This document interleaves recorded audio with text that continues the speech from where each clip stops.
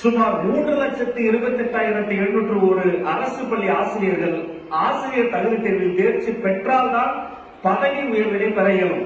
மேலும் தேர்ச்சி பெறவில்லை எனில் பணியிழப்புக்கும் ஆளாக நேரிடும் என்ற நிலைக்கு தள்ளப்பட்டுள்ளனர். மேலும் சீராய்வு மனுவின் மீதான 29/5/2026 நாளிட்ட தீர்ப்பில் பணியில் உள்ள ஆசிரியர்கள் 31/8/2028க்குள் ஆசிரியர் தகுதி தேர்வில் தேர்ச்சி பெற வேண்டும் என மாண்புமிகு உச்சநீதிமன்றத்தால் ஆணையிடப்பட்டுள்ளது. இந்நிலையில் 15 முதல் 20 ஆண்டுகள் வரை தடையின்றி பணியாற்றி ஓய்வு பெறும் வயதை நெருங்கிக் கொண்டிருக்கும் ஆசிரியர்களை தகுதி தேர்வு எழுத வற்புறுத்துவது அவர்களின் வாழ்வாதார உரிமையை பாதிக்கும் செயலாகும். எனவே இந்த சூழ்நிலையை கருத்தில் கொண்டு ஆசிரியர்களின் பணி பாதுகாப்பு, நீண்டகால சேவை, வாழ்வாதாரம் மற்றும் நலன் ஆகியவற்றை பாதுகாக்கும் நோக்கில் இம்மாமன்றத்தில் பின்வரும் தீர்மானம் முன்மொழியப்படுகின்றது. 1.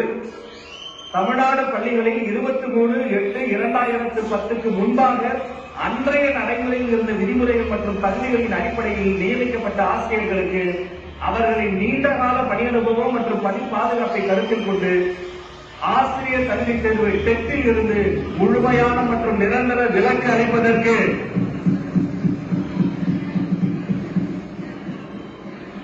உரிய நடவடிக்கைகளை மேற்கொள்ளுமாறு ஒன்றிய அரசை பேரவை ஒருமனதாக வலியுறுத்துகிறது. 2. இதற்கேற்ப